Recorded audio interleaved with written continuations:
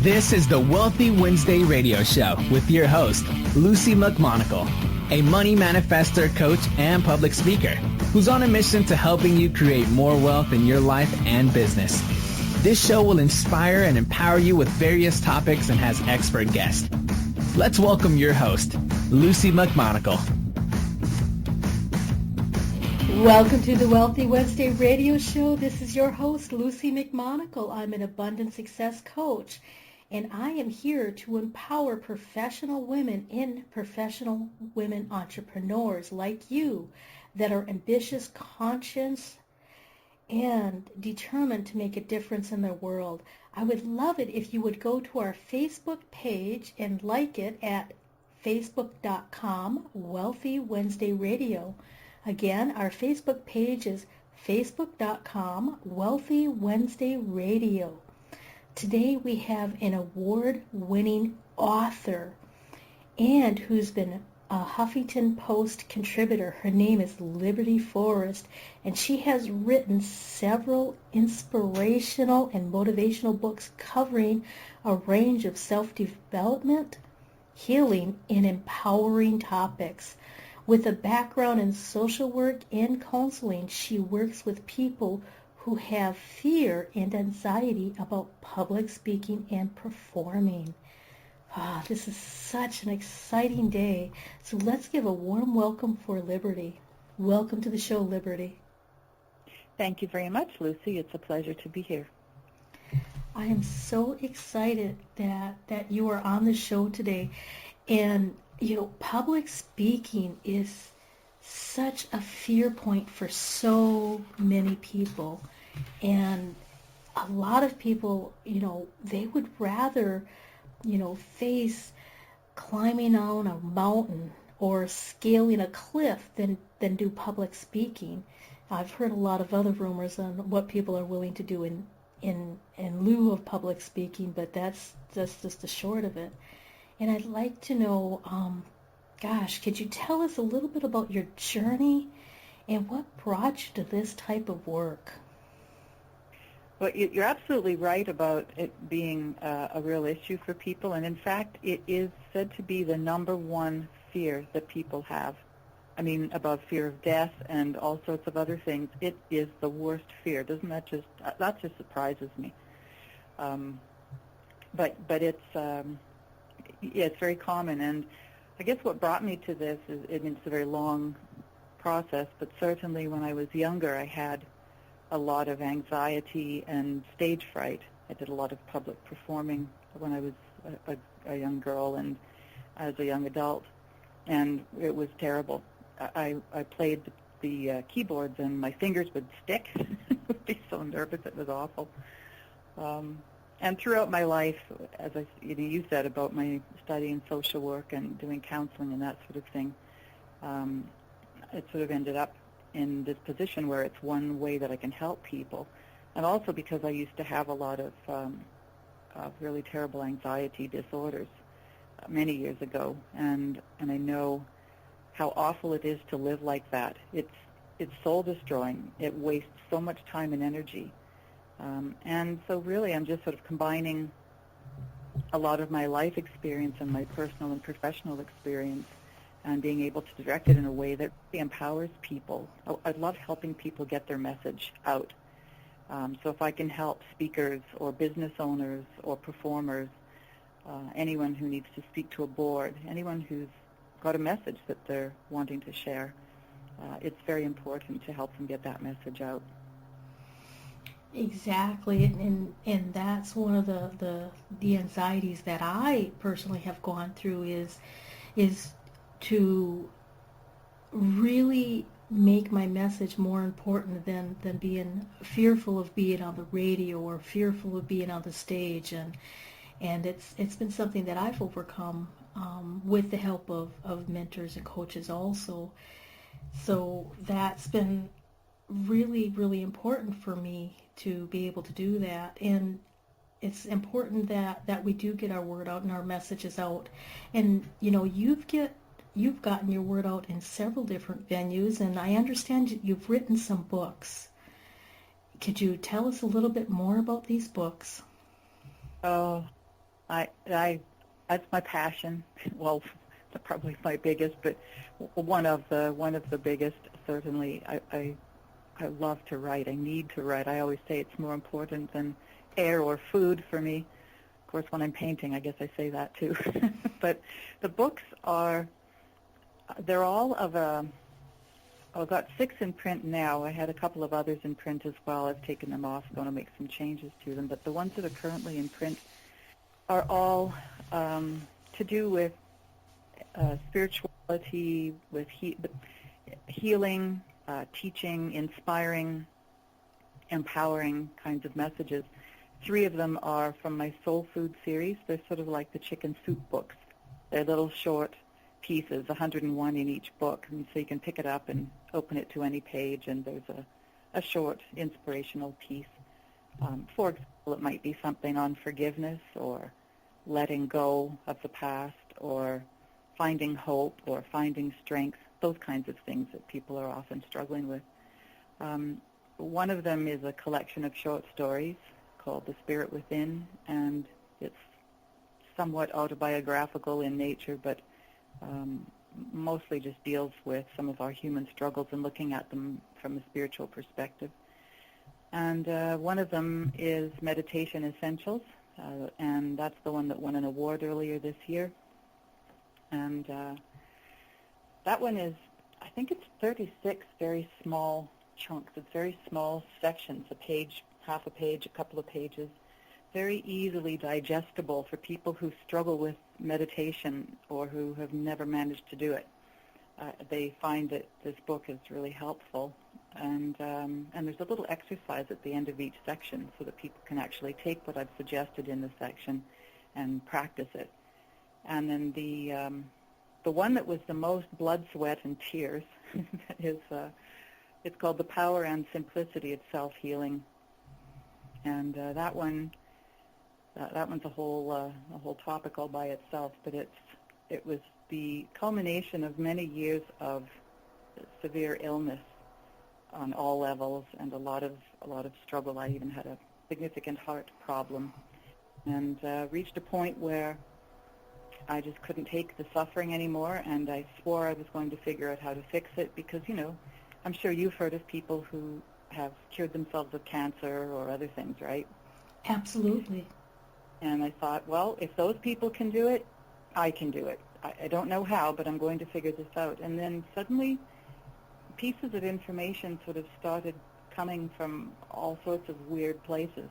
It was an extremely bizarre experience, but the short version is I did figure out an awful lot of science behind what makes us ill and what makes us well. And I did actually heal myself of all sorts of problems. I'm in very good health now. I've never been in such good health as I am now. And so that book was about, well, I don't like to say it's about my journey because it wasn't meant to be about me. I was just sort of the guinea pig, if you know what I mean. Mm-hmm. So as I was learning things and experimenting with the bits of information that I was coming up with, I'd give it a try and I'd document my results, and I'd see that I really was making progress. And so it explains kind of layer by layer each piece of this puzzle, because that's basically what it was. It was a huge puzzle of different pieces that seemed unrelated, but eventually it made one whole picture that really proves, using science, that we do have the ability to heal ourselves of virtually anything. That is so true, and I agree with you. When you make a definite decision that no matter what, you are going to figure something out, pieces of information will start coming to you in the most unusual and peculiar ways.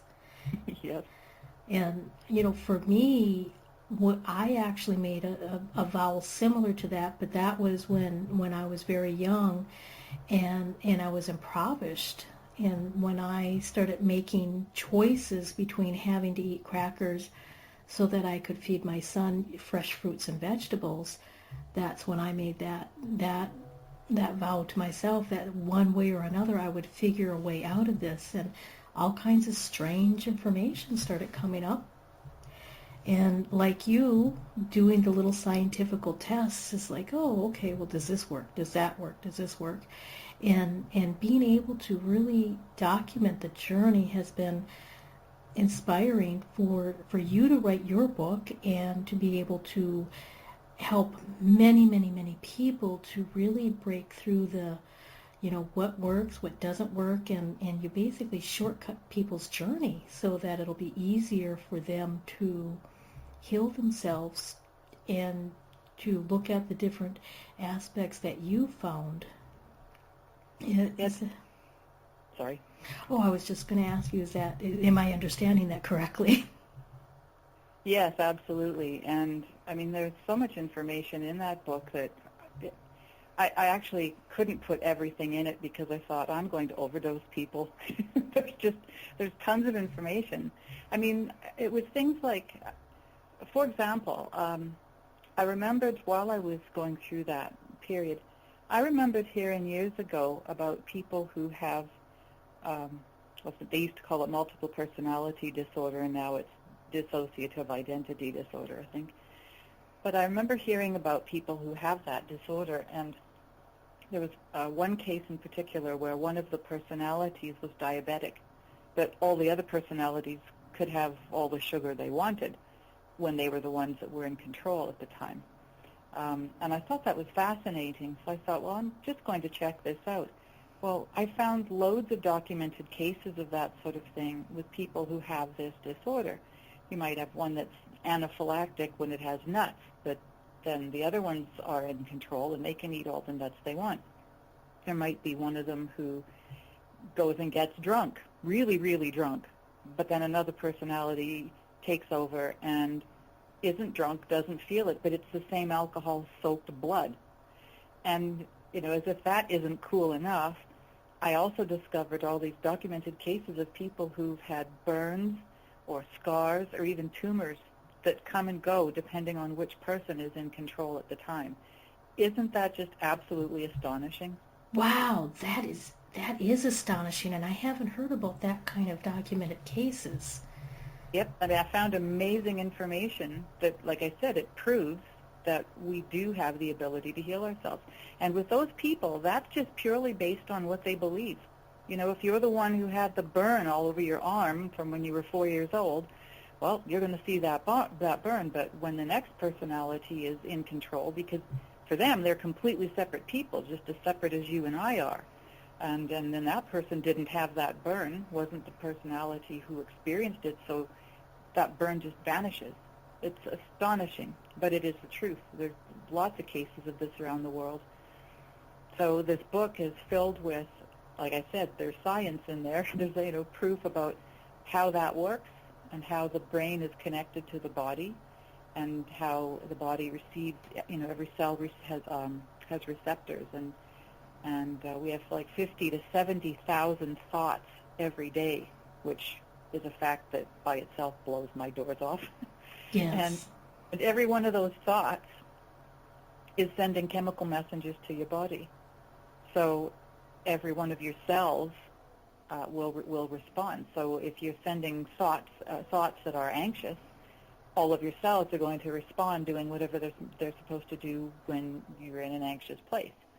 But 70,000 thoughts a day, it's ridiculous. But if it's stressful thoughts, those are really harmful on the body. The body can only be in either fight or flight or in growth phase.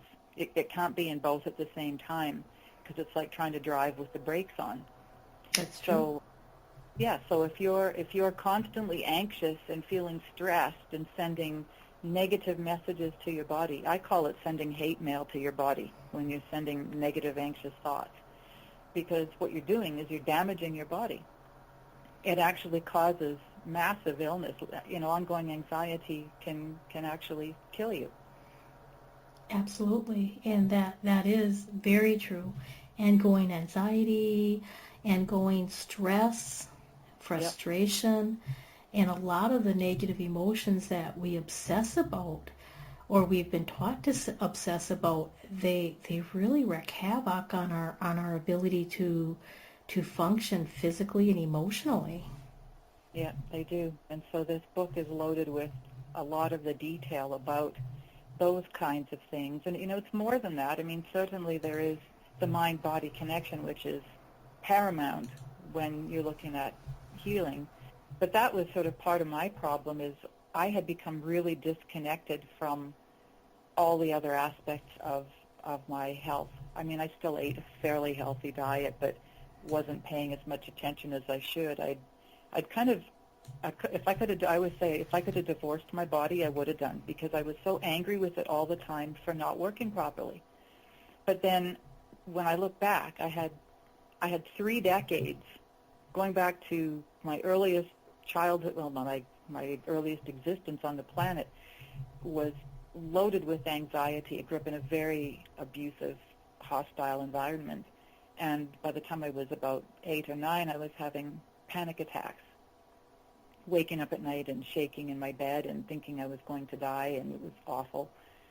And then by the time I left home at 16, and in my late teens, I was a divorced single parent, and I had all these anxiety disorders. I had obsessive compulsive disorder. I was still having panic attacks. I was agoraphobic because I was having panic attacks in public and then hated going out. And I had begun what was going to become a 9-year battle with anorexia, which is also an anxiety disorder. And then I developed an addiction to try to deal with the anxiety. So I spent 30 years of my life battling with all this ongoing anxiety. And my body, by the time I was 20, was really breaking down physically, and I was having a lot of health problems. So I managed to eventually figure out how to get rid of the anxiety without using any intervention, which I was quite pleased with. It took a while, but once I kind of got my head around the causes, I actually fixed all of that. But then I was in terrible physical shape, and I was angry at my body, and I couldn't figure this out. I'm angry at it, and I'm sending it hate mail all the time. Well, of course, if I'm yelling at my best friend all the time, they're not going to like me very much, are they? So why would my body respond any differently, And the more angry I became, the more ill I became. And really, my body was trying to express the emotional pain in my life, but I wasn't listening. I just sort of, going back to kind of what I learned in childhood, just, head down, carry on, just keep going, ignore how much you hurt, ignore how sick you are, and just keep going. Well, that didn't really work, so. That is so powerful. And the name of your book is The Power and Simplicity of Self-Healing, is that correct? Yes. And you said that people can get this book on Amazon, or where can they get your book? They can get it anywhere. They can order it off my website, which is libertyforrest.com, or they can go to any bookstore and order it. They can phone it in and have them deliver. You can order it online from pretty much anywhere. Okay, and the proper spelling of your website is Liberty and FORREST.com. There's 2 R's in the Forrest. That's right. Wow, that is very, very powerful, very powerful. And Thank you. Being able to overcome anxiety is really a difficult journey. And it is until you know the tricks, how to stop it. But it is when you're in it. It is, because your head just drives you mental. You get caught in that spiral of anxious thoughts, and it is difficult. You're right. Can you give us just a couple of tips on, if somebody's listening to the show before they order your book, how do you stop that anxiety, the mental thoughts? Is there a couple of tricks, real short or something that somebody can look at? Oh, sure, there's lots.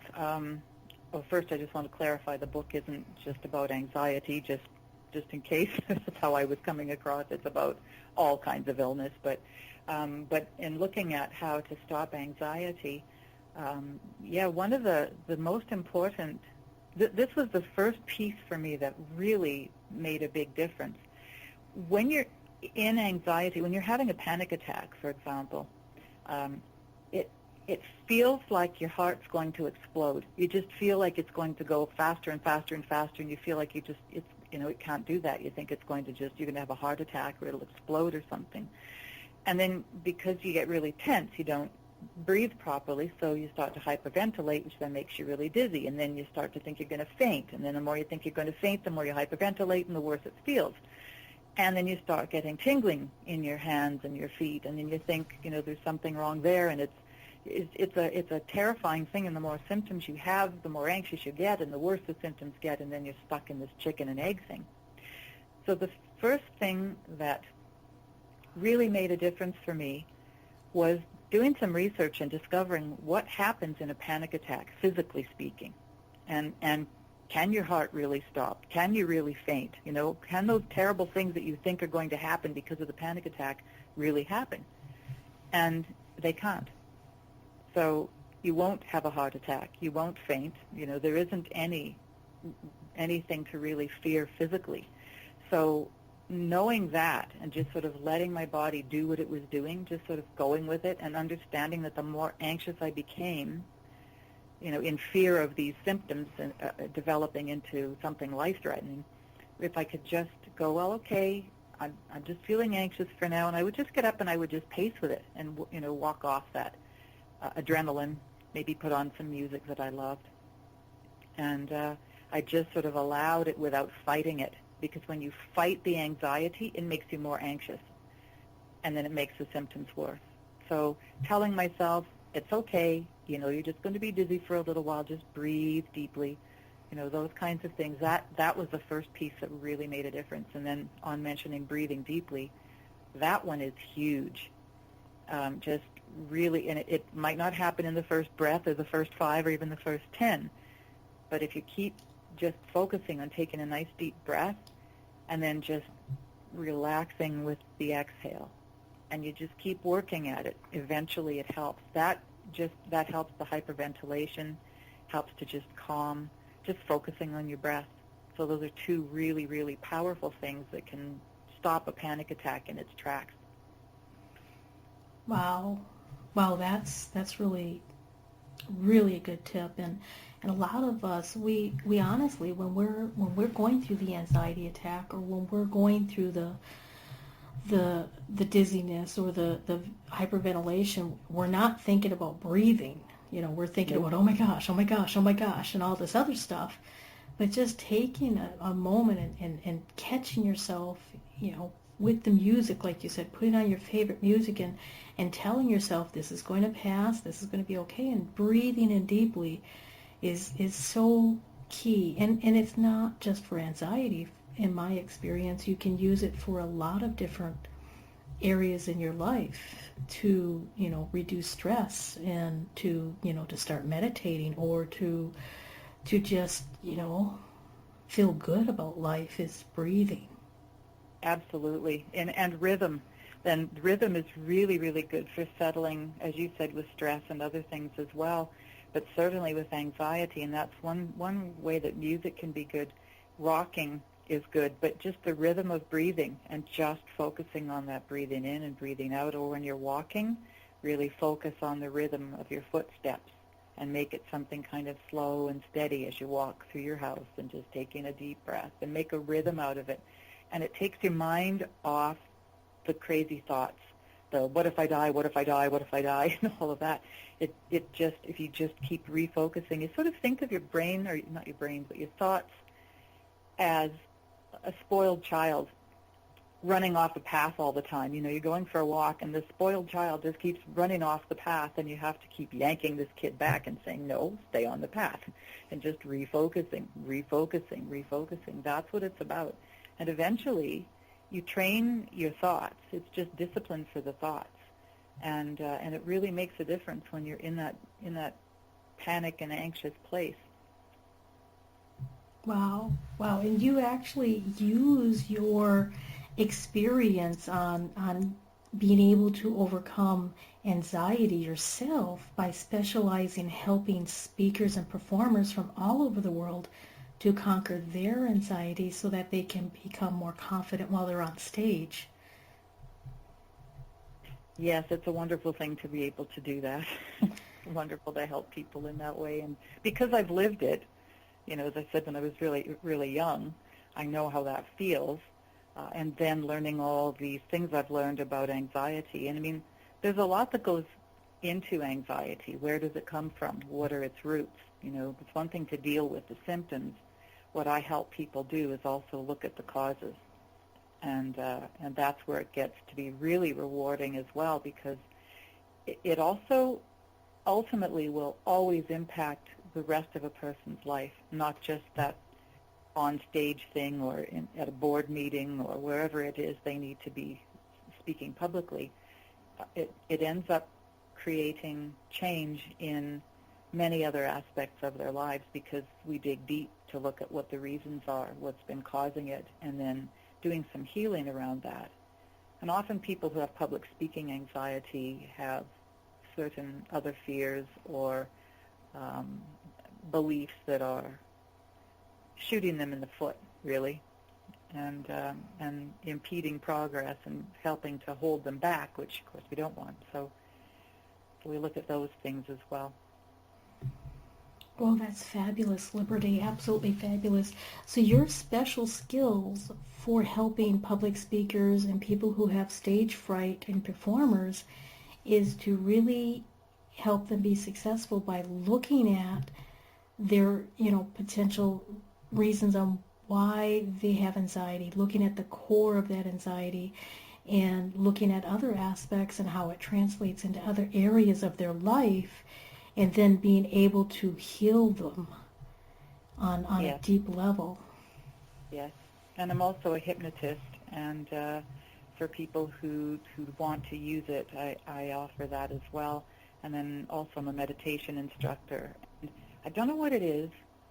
I always sort of joke about how I guess I just have the knack because I've had so many people say to me, I can't meditate, I've tried all these classes and CDs, and I just can't meditate.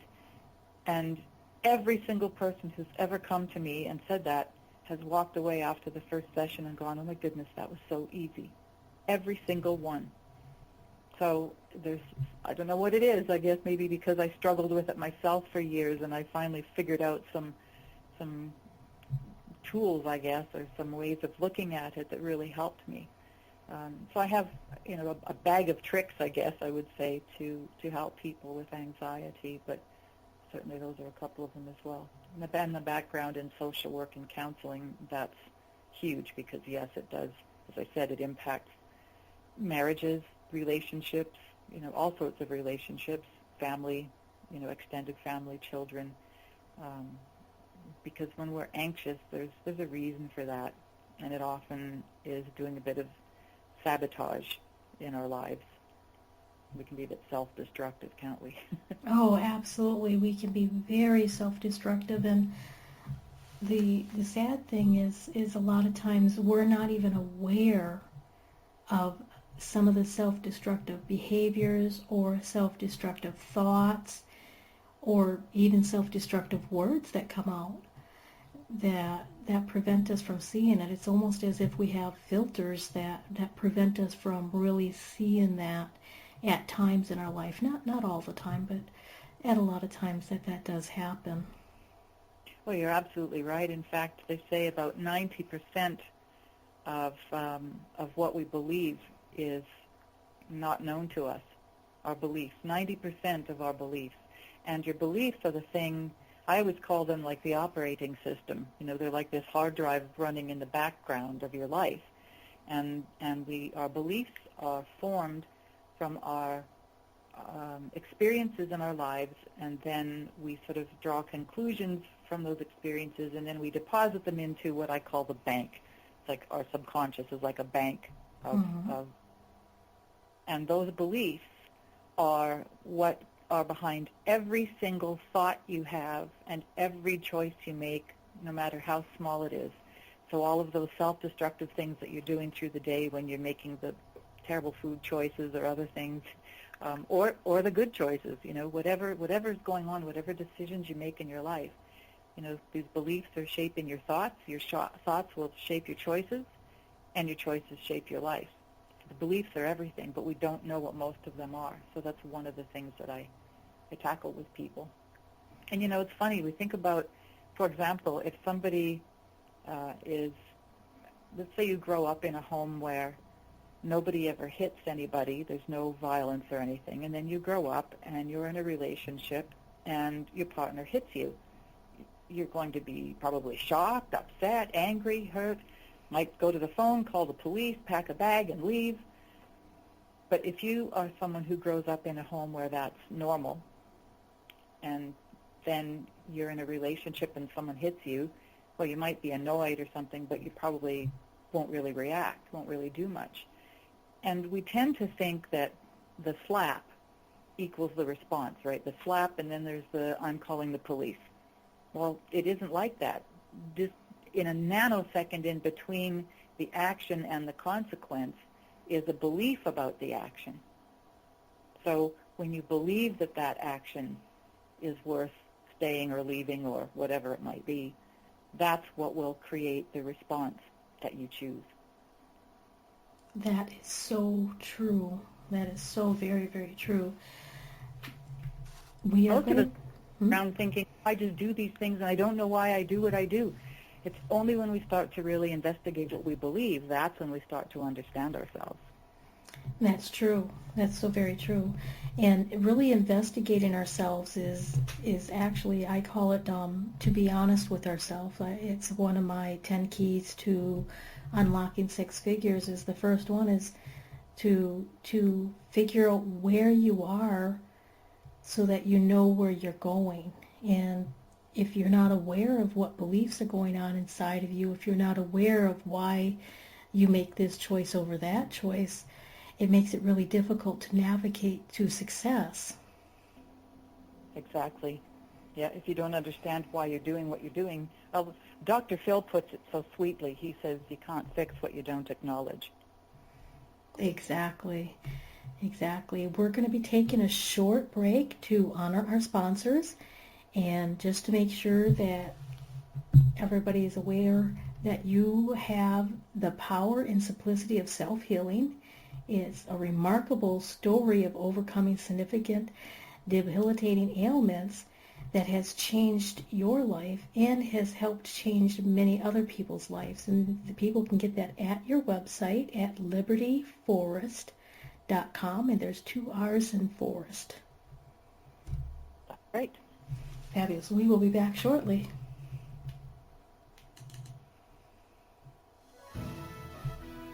Be you to the fullest. That's beautiful. And it is the secret to living your life on purpose. But so many people suffer not knowing who they are and what they are here for because of the ongoing influences shooting all over us. Are you ready to break free, take back your power, and discover exactly what makes you, you? Your Own University is the #1 online self-awareness community, here to help you confidently know yourself and step into your ideal life. Our directory is full of highly qualified personal coaches that have helped over 100,000 women from all over the world transform their lives inside and out. Come fall in love with yourself and discover true fulfillment at yourownuniversity.com. From the best-selling author of From Bondage to Happiness, Antika Lisha will personally walk you through her new program featuring her Radical Forgiveness Freedom Formula. This is for you if you are ready to once and for all be released from the chains of past abuse and take your power back. Radical Forgiveness is a 5-week step-by-step system to release the chains of a traumatic past, trapping in fear, reactivity, and stress, and gently free you, allowing you to take your power back and claim your beautiful life. Get instant access to your first video and a free 60-minute discovery session with Antika herself, a $250 value, at antikalibby.com/radicalforgiveness. The It's Your Turn radio show with Denise Dominguez is on every Thursday at 6 p.m. Eastern. Join Denise Dominguez, an empowerment and relationship coach, as she invites experts on for interviews and how they help women with their knowledge and expertise to break through that stuck space you're in. You'll learn tools and techniques to move forward in life with confidence and clarity that Denise will share with you. Listen every Thursday at 6 p.m. Eastern by going to blogtalkradio.com/yourownuniversityradio.com. The It's Your Turn radio show with Denise Dominguez. Luci McMonagle is a money manifestor, coach, and public speaker, and it's her passion to educate others how to manifest more money. She is on a mission to inspire and empower you with her Wealthy Wednesday e-zine and radio show. Visit her website at lucimcmonagle.com for resources, tips, and your free gift. That's lucimcmonagle.com. Welcome back to the Wealthy Wednesday radio show. This is your host, Luci McMonagle. I'm so excited to have you this afternoon, and I also have a phenomenal guest. Her name is Liberty Forrest from libertyforrest.com, and we were discussing her background, which is in social work and counseling, and she also added hypnosis to her bags of tricks to further help her clients.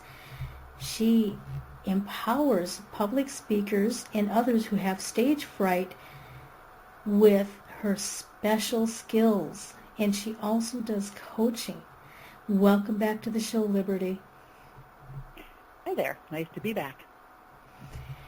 You have so many gifts and so many abilities to help other people, and one of your main gifts is, aside from helping public speakers and people who have stage fright with their anxiety and really knowing what their special skills are, you also do coaching and you have courses. What's unique about your coaching and your courses? Sorry, I didn't hear you. Your question. I said, what is unique about your coaching and your courses and your offerings? Well, I would just say that I think because I've lived through so much anxiety in so many different ways, and also the other life experiences that I've had, which you don't have time for on your hour-long show. But it's been, let's say, a very challenging, turbulent life with a lot of learning. So many of the obstacles that I uncover with a client are things that I've experienced already, and so I have a lot of compassion for them and a real understanding of what they must be going through. And I think having lived through a lot of experiences makes a big difference when you're trying to help people get through their own problems. You know, you try to go to, say, a marriage counselor who's never ever had a bad marriage. You know what I mean? How would you feel like that person could really relate and understand? So I've had varied life experience. That's a nice way to put it. And then a lot of different professional experiences as well, with the social work and counseling background, as well as the hypnosis, the meditation, and then I have some other healing modalities up my sleeve as well. Fabulous. It sounds like you combine your practical everyday skills, such as the counseling and the social work, with hypnosis and meditations and healing work, which is a little bit more on the spiritual side. It sounds like you balance these in a very unique and healing sauce. And that's a good way to put it, yes. And I think that is, I think that's what makes my service very well-rounded. And also, I don't cram anything down people's throats. You know, if something doesn't fit for them, I'm not going to insist. I like to give people choices. I did a little 2-hour mini anxiety workshop the other night, and again had several people in the group who said, wow, I've never been able to meditate before. And that was only one part of what we were doing, but because anxiety, as I said, you know, has all these other components. But for that piece, they were saying they just couldn't believe how easy it was. And part of the reason for that is I gave a lot of options while I was doing the instruction, because everybody learns differently, and not everyone wants to visualize the same image, or not everyone even can visualize when they're meditating, for example.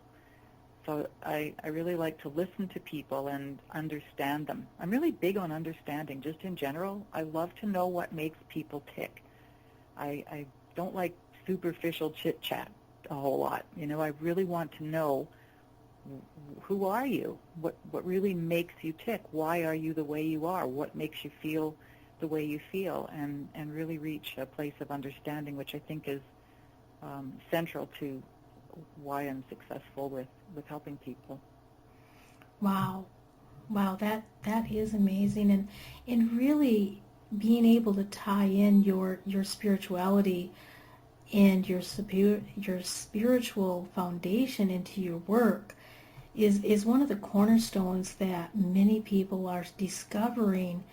That's the missing piece when they've seen other coaches, or when they've gone through the corporate world or different areas. There's always been something that's not quite there.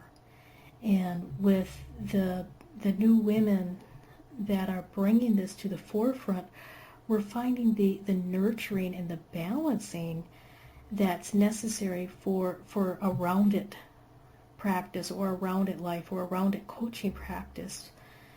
Am I understanding that correctly, and how you tie your spirituality into your work? Yes, I think that's quite accurate. And really, when you talk about spirituality, some people sort of think right away that means religion, and of course it doesn't, but that's what people think. And to me, it's really about the fact that I think Wayne Dyer is known for saying it, but I don't think it was actually his original quote. But there's an expression that we're not human beings having a spiritual experience. We're spiritual beings having a human experience, and that's so true. So when I talk about spirituality, or I think about the spiritual components of my work, really for me, it's about just connecting with the real essence of who a person is. Who are you really? That is your spirit. It's one spirit connecting with another spirit. And so to me, that's what does make a big difference. And it's, again, about that understanding. It's not just the sort of superficial and what do you do. And that's what we ask people usually, right? The first thing when we meet them is, oh, what do you do? Yes. Who I am is not what I do, but that's the first thing we start with. And then, well, what else do you do when you're not doing your work? Well, I do these hobbies, or whatever. But we don't. I guess it probably would be a little weird to walk up to people and say, "So who are you really?" But that's. I'd rather do that. I would rather talk about who I am rather than what I do. Although I guess in my case they're kind of connected. Yes, that does sound that they are connected. And, we've been talking a little bit about the practical aspects of what you do, and we're talking about the spiritual aspects of what you do. And, some people find, they think this is esoteric, or maybe bohemian, or they're not really exactly sure about the spiritual work. And, some, like you mentioned earlier, some of them think, well, that's religious or religion, and they might think it's kind of flaky in some areas. So what do you say to those people? What do you say to the skeptics when you present, this is how I integrate my skills and my abilities? Well, first of all, I guess I would say, if anybody were to sort of challenge me, I'm not out to prove anything. And I don't ever force my beliefs on anyone else. I just believe what I believe, and I work the way I work. And if people are drawn to that, then that's great. If they're not, that's okay too. Different strokes, as they say. But if somebody's genuinely interested and curious and wants to know more about what I mean or what I believe, I'm happy to share that. And for example, I tend to think of us, I guess this comes up a lot when people ask me about being a psychic and a medium and even doing distance healing and those kinds of things that I do. And people say, well, how can that work? Well, those pictures, sometimes you see a photograph of the sun coming through clouds, and it looks like a bunch of lines coming out the bottom. Do you know what I mean? Mm-hmm. Well, when you first look at it, it looks like different lines because they're sort of different colors. But when you really look closely, one just kind of blends into the next, like they're all kind of connected. I always like to say that we're like individual rays of the same sun. We look like we're different, but we're really not. We're like these little physical vessels carrying around a little piece of energy that's connected to all the other energy that makes all the other people, and that's the spirit is. So if people ask, that's how I view it. But if they're skeptics, if they really genuinely are skeptical and not cynical, they might be open-minded enough to want to hear more, and then I'm happy to explain. But sometimes you get people who are just pessimistic, or they challenge, or they just think it's a load of rubbish, and I just sort of go, okay, I'm not out to prove anything. That's so true, and really, when we take our own personal authority, our own personal power, we discover that we're really not out to prove anything to the world, but we're here to be of service. We're here to help other people, and through using our journey, our life experiences, and all of the knowledge and the wisdom and the abilities that we've acquired, along with the skills, we can create the service, the healing modalities, the little tricks in how to meditate, and the little tricks on how to let go of the anxiety or stage fright if you have public speaking. And it's pretty much using all of you in order for you to help other people. Yes, and you're right. I think we're all here to serve one another. Not everyone feels that way or does it, but I think that's a big part of the point. So at least the ones of us who do feel that way, it's a wonderful thing to be able to serve and to make a difference, because I've been the one who's needed that support and been looking for the answers and the healing and the help, and I've been so grateful. I know what it is to suffer, and I know what it is to have that suffering stop, and I really feel like it's a huge blessing and an honor, in fact, to be able to do that for other people. And I know people throw those words around a lot these days. Oh, it's a blessing. Oh, it's an honor. But I really do feel that way. And when I look back at my own childhood, for example, and my life and how challenging it's all been, again, I really look at all of that as a gift. I didn't when I was in it, I admit, but coming through all of that and starting to understand why I went through all of those things. And I mean, we don't ever really know. I choose to believe it's for a reason. I choose to believe it's so that I could turn around and use what I've learned to help others and relieve their suffering. What else is the point? I can't imagine that all of that suffering is just a random bunch of misery for no apparent reason. That doesn't make sense to me. No, and it wouldn't make sense to me either if I would have a belief system that we suffer and then we just cross. It wouldn't make any logical sense, and there's so many circumstances and so many manners that we can use our life experiences and the suffering and the pain and the trials and tribulations that we have had in order to help other people, that does make more sense. It makes a lot more sense when I can tell you, I've been there. I've been to the pits of poverty, or I've been to the pits of having anxiety or depression or whatever it is that you've been, and then you can specify, this is the resources that I found, this is what worked, this is what didn't work, and just really using that in order to help another person is such a precious gift that we give even afterwards. Yes, and not everything works for the same person, so it's always good when you have lots of different tools in your toolbox. I guess that helps too.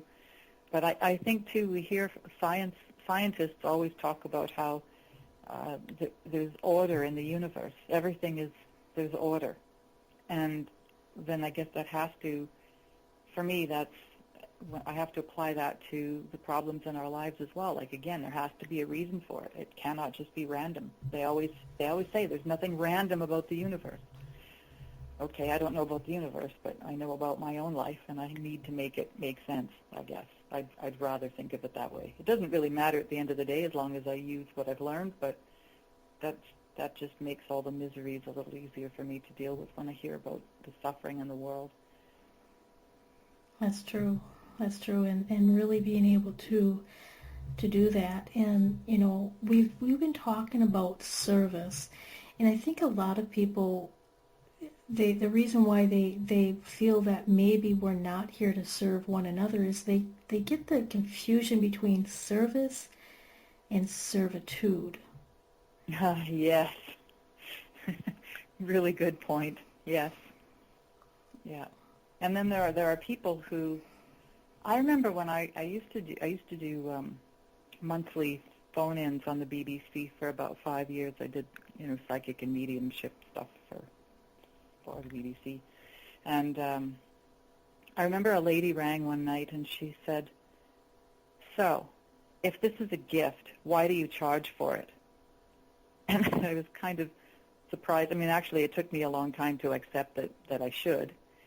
But it's and not just this, but any sort of healing work. And typically, what you find with people who believe they're meant to have a life of service is they don't like to take money for what they're doing. We're just all about wanting to make a difference. But it's still an exchange of energy, and it still helps other people.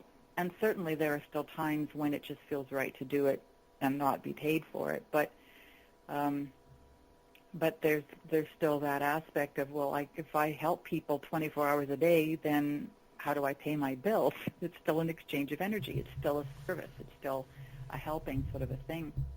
So that's one aspect of that. And another one is I have, over my life of talking to other healers and people in service, one of the problems is when to shut it off and when to start serving yourself, when to start making sure you take care of yourself too, because we tend to give and give and give and give and give and put ourselves on the back burner, and we're not walking the walk, and we end up, as it feels like you're in servitude. It just feels like you're just doing for everybody all the time, and then there's nothing left for yourself, and that's not good either.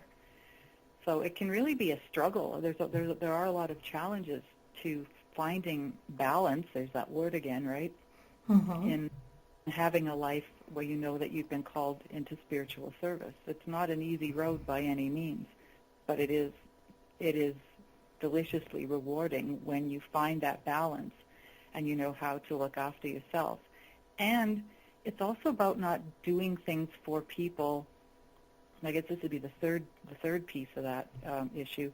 It's knowing who genuinely needs help and will accept it and use it and appreciate and respect it and honor it and put it to some good use, and not the people who just won't help themselves. The ones where you give them all this great information, you do all sorts of things to show them, take them by the hand and show them what they need to do, and they just want you to do it for them. They want to be rescued or whatever. Those people you just can't help. Like they say, you can't help someone who doesn't want to help him or herself.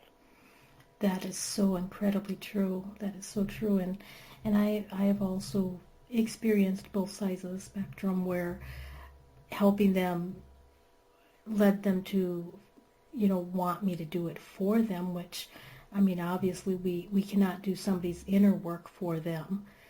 And, right. It won't work. And then I've had other people who just take the little bits of information I gave them in a 10-minute conversation, and they just ran with it, and they mm-hmm. completely changed their life. So, yep. It's really a choice to make that decision to utilize the information you receive from the healers or the gifted ones or the wise women, as I would like to call them, and use what you need and leave what you don't. That's true. I can remember many years ago there was a woman who a friend told me about. It was sort of a friend's mother or something, and this woman was in dire straits and had all these ailments and this and that and desperately needed my help as a homeopath but didn't have any money and blah, blah, blah, all this sob story. And I spent a few hours, actually quite a few, better part of a day, I think, working with her and left the remedy outside for her, as I always did back then, in a mailbox. She never did come to pick it up. Like, oh, thanks. Real slap in the face. So, people, it's weird, but people often don't appreciate what you do when you give too much. Sometimes people just don't value that huge gift. So, and I think sometimes listening to the inner voice is an issue, because I remember sort of wondering about this lady and having a feeling about it, but because my friend asked me to do it for her, I did it. If I'd listened to that little voice inside myself, I would have said, no, I don't think so. And that's another thing, we just don't listen to that voice. And that's when we always get in trouble. If you look back on any time in your life where it really went south, you can usually trace it back to, you know what, I knew something wasn't right about that, but I didn't listen to my guts. That's so true. And with that, I would like to wrap it up. We have just a few more minutes before the top of the hour, and it's so amazing on when we really, really do know when we don't listen to that little tiny feeling or that little tiny voice in the back of our head, like, there's something not quite right, that our life does go a little bit array. Yes, it does. So, Liberty, I would want to make sure everybody is aware of your website, which is libertyforrest.com. That's LIBERTYFORREST.com. That's libertyforrest.com. And you also have other means that people can get a hold of you? The website's probably the best. There's email through that. freespirit@libertyforrest.com. That's my email. Best way is just through the website. Fabulous. Facebook, I guess. There's Facebook, too. You could find me there. I'm on Twitter. Just everything pretty much has my name stuck on it. So LinkedIn, all those places, social media, just look up Liberty Forrest. I'm sure you'll find me.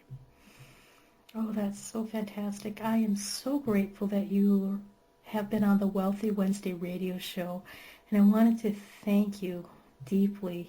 And I appreciate you for giving us the tips and the information. So if there's anything you'd like to quickly say to our audience, we have just about a minute left. I just would like to really, first of all, thank you, Lucy, for having me on your show. And I really appreciate you and the gifts that you're offering in the world. And I really appreciate having this opportunity to reach out to your listeners and hopefully say something to anybody out there who's been listening and maybe was helped by some bit of information that I could share today. So thank you ever so much for inviting me to be on your show. It's really been a privilege. Thank you. Well, I would like to thank you as my audience for being on the Wealthy Wednesday radio show. And should you want to get a hold of me personally, my name is Luci McMonagle, and my website is lucimcmonagle.com. That's LUCIMCMONAG, as in great, LE.com. So until next time, many, many blessings. Thanks for listening to the Wealthy Wednesday radio show with Luci McMonagle. That's on every Wednesday. Join us next time for more inspiration and empowerment from various topics and expert guests. To personally contact Luci McMonagle, visit LUCIMCMONAGLE.com. That's LuciMcMonagle.com. Until next time, many blessings.